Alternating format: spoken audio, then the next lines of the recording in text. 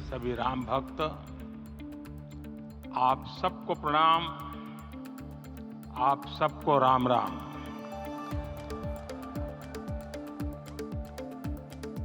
आज हमारे राम आ गए हैं।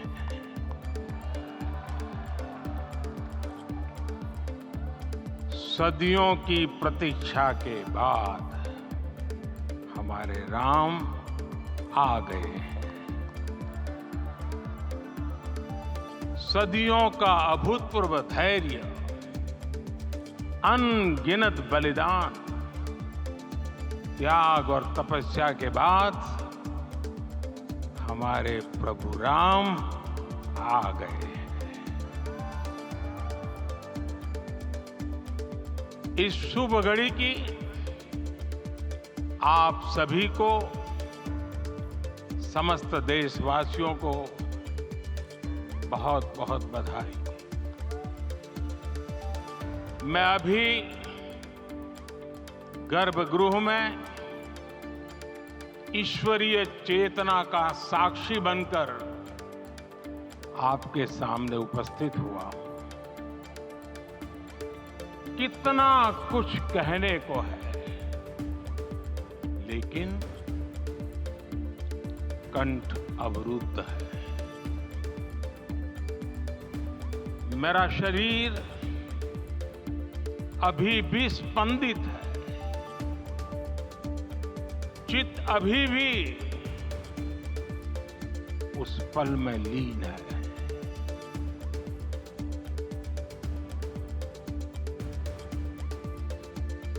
हमारे रामलला अब टेंट में नहीं रहेंगे।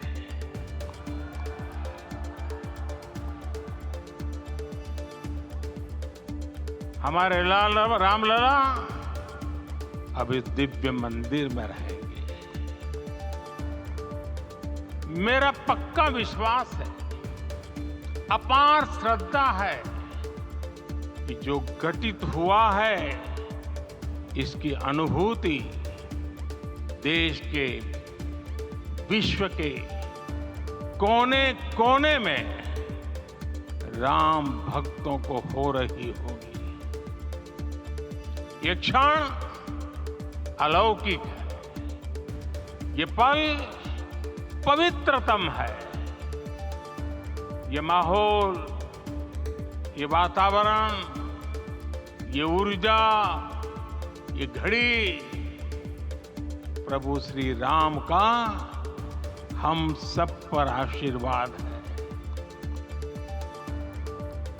22 जनवरी 2024 का ये सूरज एक अद्भुत आभा लेकर आया है। 22 जनवरी 2024 ये कैलेंडर पर लिखी एक तारीख नहीं, ये एक नए काल चक्र का उद्गम है।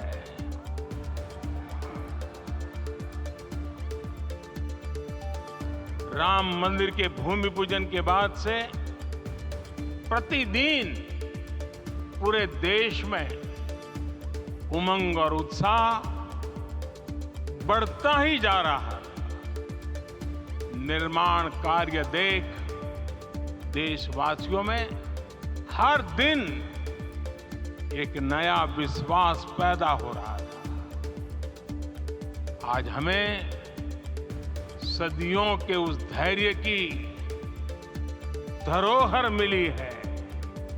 आज हमें श्री राम का मंदिर मिला है।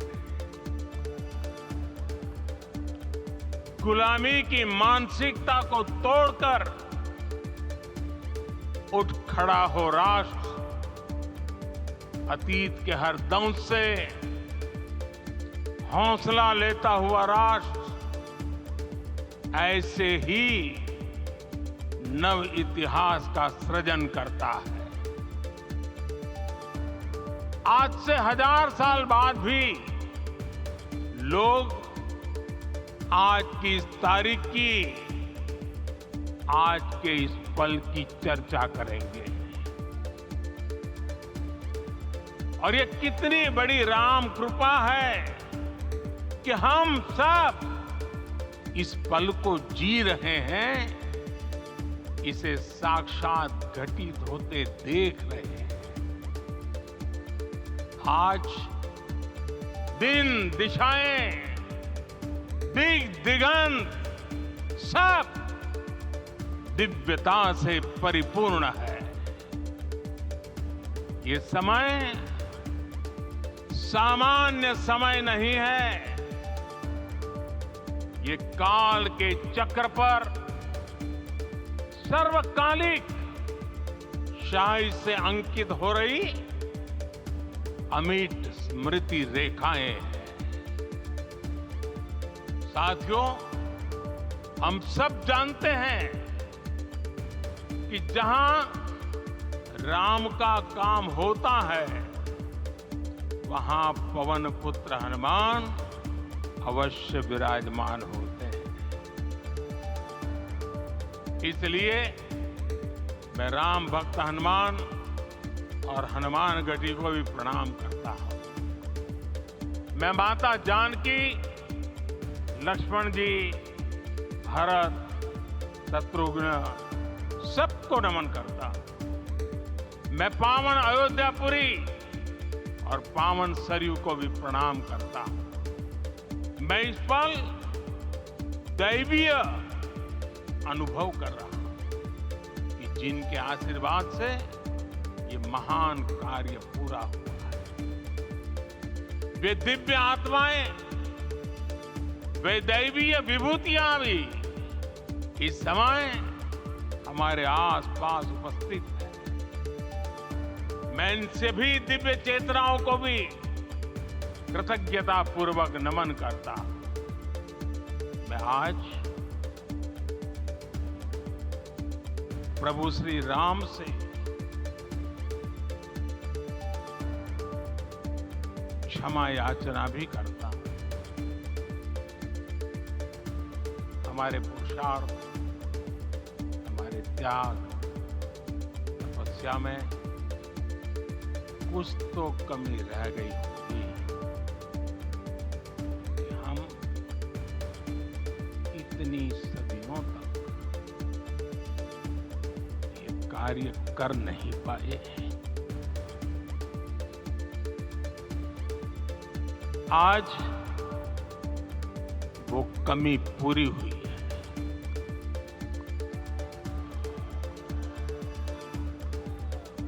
मुझे विश्वास है प्रभु राम आज हमें अवश्य क्षमा करेंगे। मेरे प्यारे देशवासियों, त्रेता में राम आगमन पर पूज्य संत तुलसीदास जी ने लिखा है, प्रभु बिलो की हर से पुरबासी, जनित वियोग विपत्ति सबनासी। अर्थात प्रभु का आगमन देकर ही सब अयोध्यावासी, समग्र देशवासी हर्ष से भर गए। लंबे वियोग से जो आपत्ति आई थी, उसका अंत हो गया। उस कालखंड में तो वो वियोग केवल 14 वर्षों का था। तब भी इतना असह्य था। इस युग में तो अयोध्या और देशवासियों ने सैकड़ों वर्षों का वियोग सहा है। हमारी कई कई पीढ़ियों ने वियोग सहा है। भारत के तो संविधान में उसकी पहली प्रति में भगवान राम विराजमान है। संविधान के अस्तित्व में आने के बाद भी दशकों तक प्रभु श्री राम के अस्तित्व को लेकर कानूनी लड़ाई चली। मैं आभार व्यक्त करूंगा भारत की न्यायपालिका का, जिसने न्याय की लाज रख ली।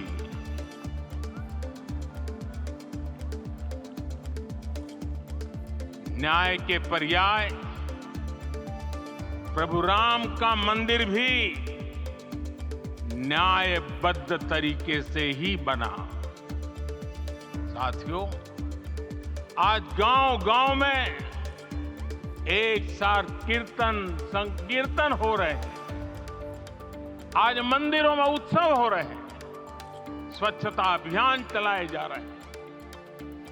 पूरा देश आज दीपावली मना रहा है।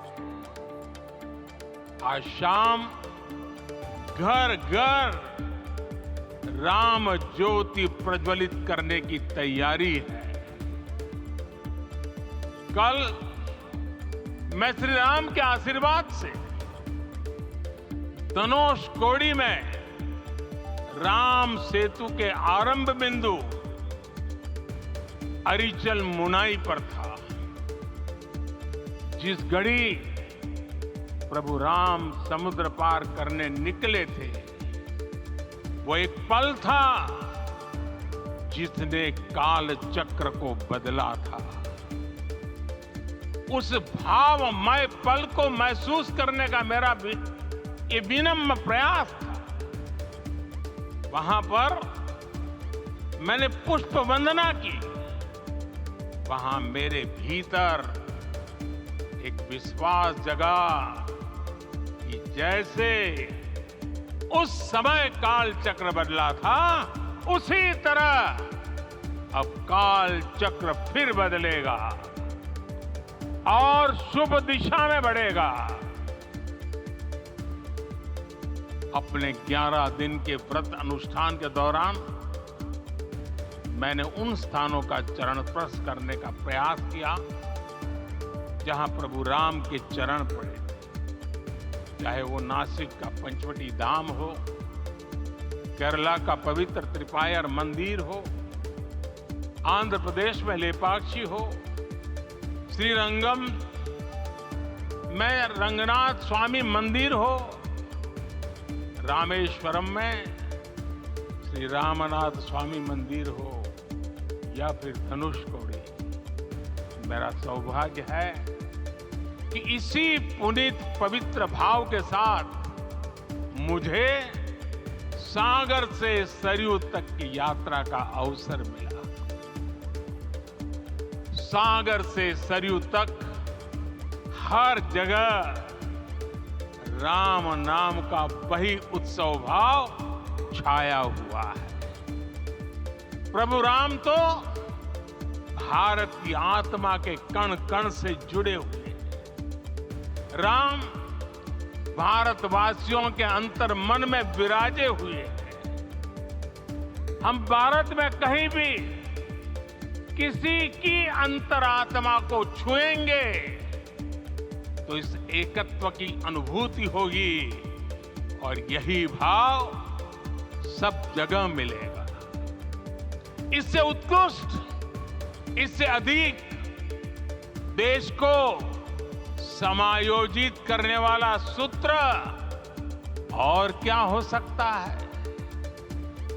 मेरे प्यारे देशवासियों, मुझे देश के कोने कोने में अलग अलग भाषाओं में रामायण सुनने का अवसर मिला है, लेकिन विशेषकर पिछले 11 दिनों में रामायण अलग अलग भाषा में अलग राज्यों से मुझे विशेष रूप से सुनने का मौका मिला।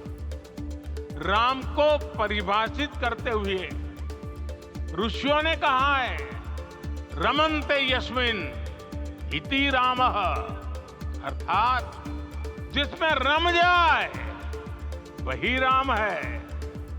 राम लोक की स्मृतियों में, पर्वत से लेकर परंपराओं में सर्वत्र समाये हुए।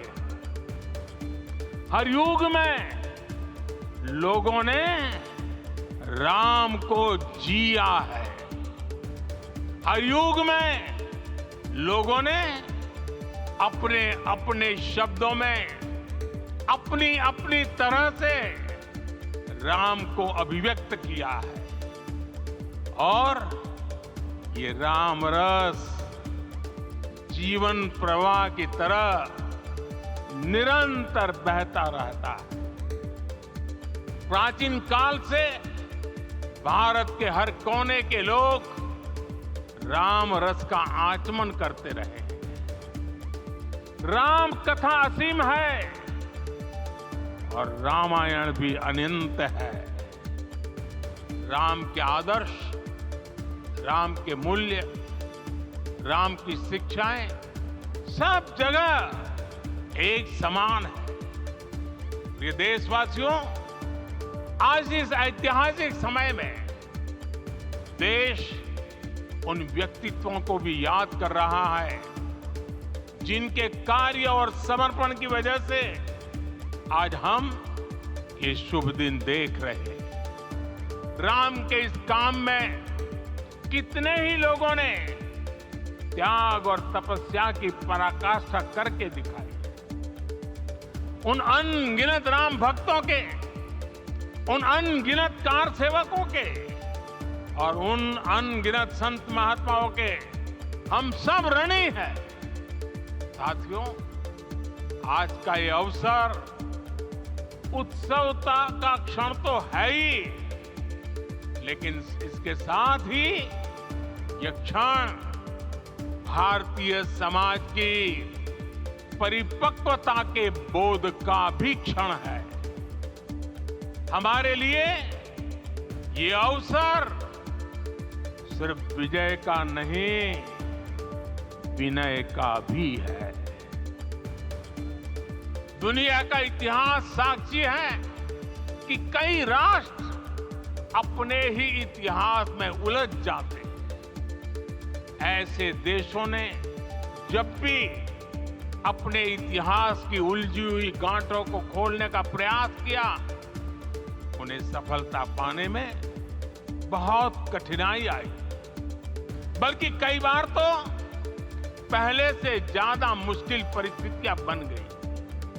लेकिन हमारे देश ने इतिहास की इस गांठ को जिस गंभीरता और भावुकता के साथ खोला है, वो ये बताती है कि हमारा भविष्य हमारे अतीत से बहुत सुंदर होने जा रहा है।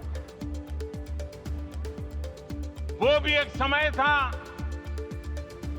जब कुछ लोग कहते थे कि राम मंदिर बना, आग लग जाएगी।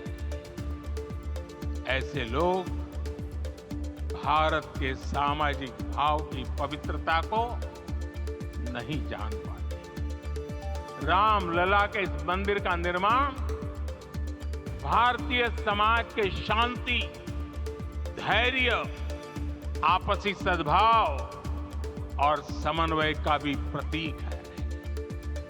हम देख रहे हैं ये निर्माण किसी आग को नहीं, बल्कि ऊर्जा को जन्म दे रहा है। राम मंदिर समाज के हर वर्ग को एक उज्जवल भविष्य के पथ पर बढ़ने की प्रेरणा लेकर आया है। मैं आज उन लोगों से आह्वान करूंगा, आइए आप महसूस कीजिए, अपनी सोच पर पुनर्विचार कीजिए। राम आग नहीं है, राम ऊर्जा है। राम विवाद नहीं, राम समाधान है।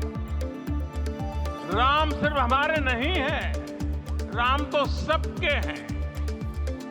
राम वर्तमान नहीं, सिर्फ वर्तमानी नहीं, राम अनंत काल है। साथियों, आज जिस तरह राम मंदिर प्राण प्रतिष्ठा के इस आयोजन से पूरा विश्व जुड़ा हुआ है, उसमें राम की सर्वव्यापकता के दर्शन हो रहे हैं। जैसा उत्सव भारत में है, वैसा ही अनेक देशों में है। आज अयोध्या का यह उत्सव रामायण की उन वैश्विक परंपराओं का भी उत्सव बना है। रामलला की ये प्रतिष्ठा वसुधैव कुटुंबकम के विचार की भी प्रतिष्ठा है। साथियों, आज अयोध्या में केवल श्री राम के विग्रह रूप की प्राण प्रतिष्ठा नहीं हुई है, ये श्री राम के रूप में साक्षात भारतीय संस्कृति के प्रति अटूट विश्वास की भी प्राण प्रतिष्ठा है। ये साक्षात मानवीय मूल्यों और सर्वोच्च आदर्शों की भी प्राण प्रतिष्ठा है। इन मूल्यों की, इन आदर्शों की आवश्यकता आज संपूर्ण विश्व को है। सर्वे भवन्तु सुखिनः, ये संकल्प हम सदियों से दोहराते आए हैं।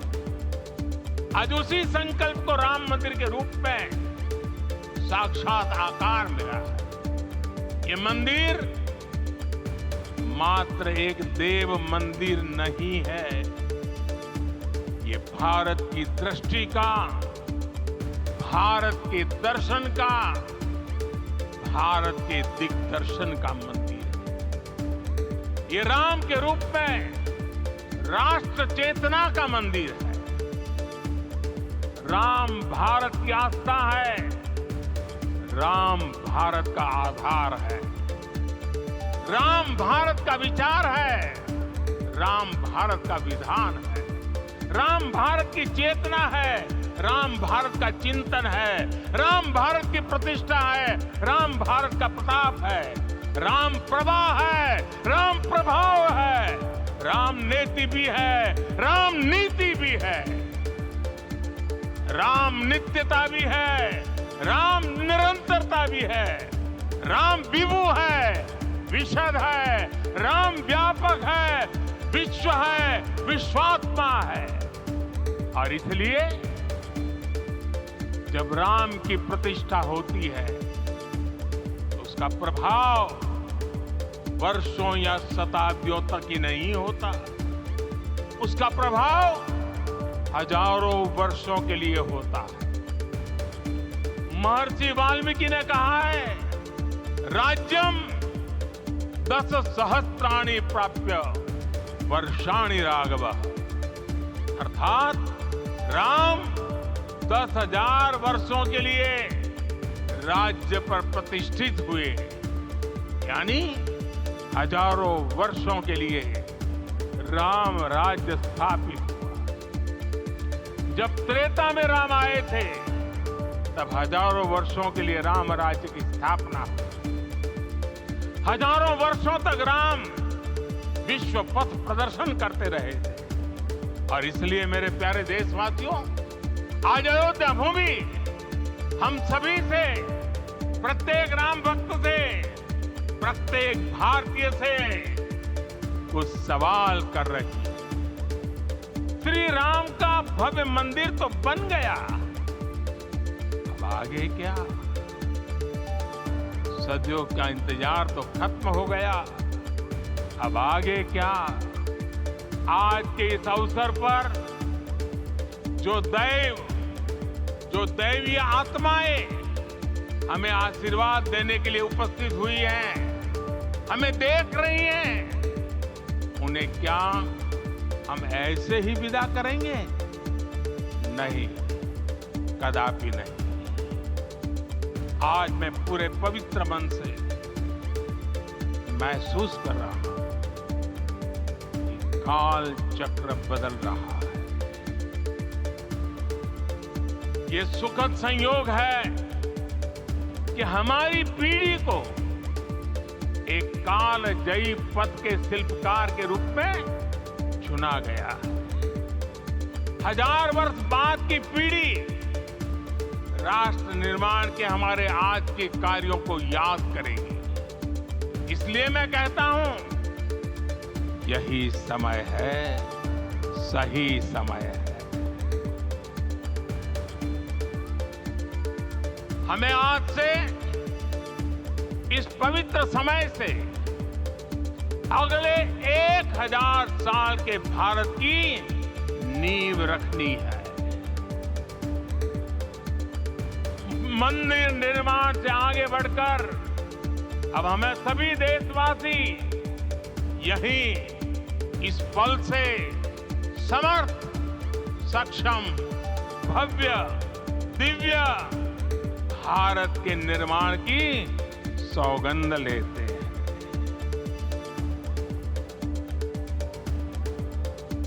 राम के विचार मानस के साथ ही जनमानस में भी हो, यही राष्ट्र निर्माण की सीढ़ी है।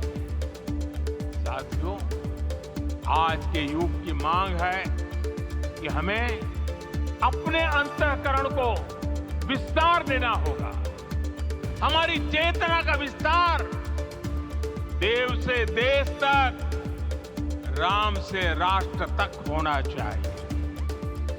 हनुमान जी की भक्ति, हनुमान जी की सेवा, हनुमान जी का समर्पण, ये ऐसे गुण हैं जिन्हें हमें बाहर नहीं खोजना पड़ता।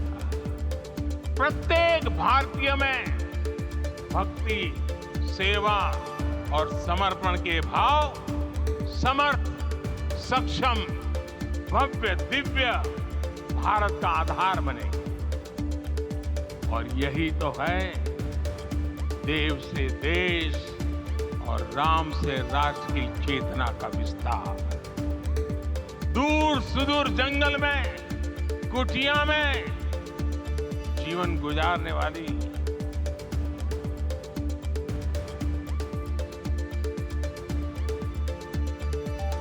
मेरी आदिवासी मां शबरी का ध्यान आते ही अप्रतिम विश्वास जागृत होता है। मां शबरी तो कब से कहती, राम आएंगे।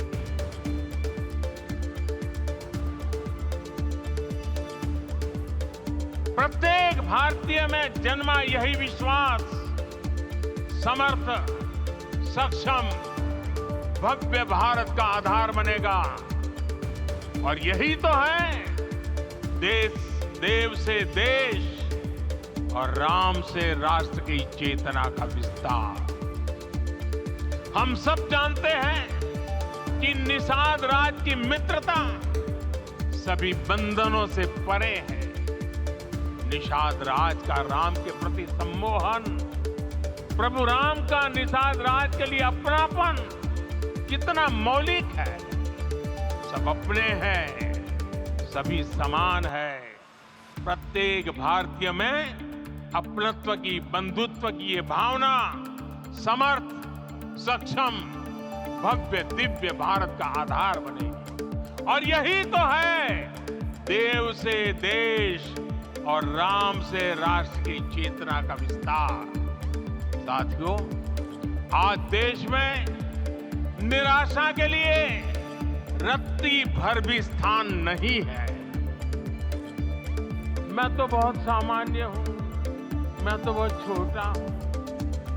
अगर कोई ये सोचता है तो उसे गिलहरी के योगदान को याद करना चाहिए।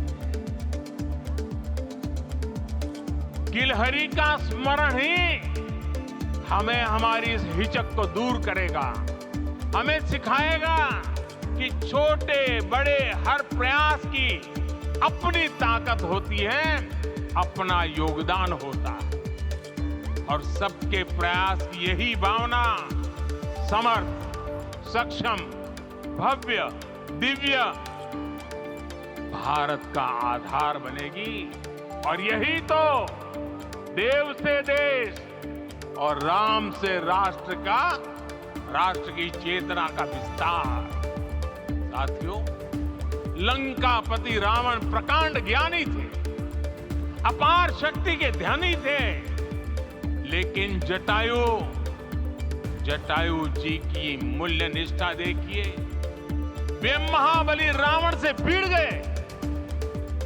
उन्हें भी पता था कि वो रावण को परास्त नहीं कर पाएंगे, लेकिन फिर भी उन्होंने रावण को चुनौती दी। कर्तव्य की यही पराकाष्ठा समर्थ, सक्षम, भव्य दिव्य भारत का आधार है। और यही तो है देव से देश और राम से राष्ट्र की चेतना का विस्तार। आइए हम संकल्प लें कि राष्ट्र निर्माण के लिए हम अपने जीवन का पल पल लगा देंगे। राम काज से राष्ट्र काज, समय का पल पल, शरीर का कण कण राम समर्पण को राष्ट्र समर्पण के ध्येय से जोड़ देंगे। मेरे देशवासियों, प्रभु श्री राम की हमारी पूजा विशेष होनी चाहिए। ये पूजा स्व से ऊपर उठ करके समष्टि के लिए होनी चाहिए। ये पूजा अहम से उठकर वयम के लिए होनी चाहिए। प्रभु को जो भोग चढ़ेगा वो विकसित भारत के लिए हमारे परिश्रम की पराकाष्ठा का प्रसाद भी होगा। हमें नित्य पराक्रम, पुरुषार्थ, समर्पण का प्रसाद प्रभु राम को चढ़ाना होगा। इनसे नित्य प्रभु राम की पूजा करनी होगी, तब हम भारत को वैभवशाली और विकसित बना पाएंगे। मेरे प्यारे देशवासियों, ये भारत के विकास का अमृत काल है। आज भारत युवा शक्ति की पूंजी से भरा हुआ, ऊर्जा से भरा हुआ है। ऐसी सकारात्मक परिस्थितियां फिर न जाने कितने समय बाद बनेगी। हमें अब चूकना नहीं, हमें अब बैठना नहीं। मैं अपने देश के युवाओं से कहूंगा, आपके सामने हजारों वर्ष की परंपरा की प्रेरणा है। आप भारत की उस पीढ़ी का प्रतिनिधित्व करते हैं जो चांद पर तिरंगा लहरा रही है। वो 15 लाख किलोमीटर की यात्रा करके सूर्य के पास जाकर मिशन आदित्य को सफल बना रही है। जो आसमान में तेजस और सागर में विक्रांत का परचम लहरा रही है। अपनी विरासत पर गर्व करते हुए आपको भारत का नव प्रभात लिखना। परंपरा की पवित्रता और आधुनिकता की अनंतता, दोनों ही पथ पर चलते हुए भारत समृद्धि के लक्ष्य तक पहुंचेगा। मेरे साथियों, आने वाला समय अब सफलता का है। आने वाला समय अब सिद्धि का है। ये भव्य राम मंदिर साक्षी बनेगा भारत के उत्कर्ष का, भारत के उदय का। ये भव्य राम मंदिर साक्षी बनेगा भव्य भारत के अभ्युदय का, विकसित भारत का। ये मंदिर सिखाता है कि अगर लक्ष्य सत्य प्रमाणित हो, अगर लक्ष्य सामूहिकता और संगठित शक्ति से जन्मा हो, तब उस लक्ष्य को प्राप्त करना असंभव नहीं है।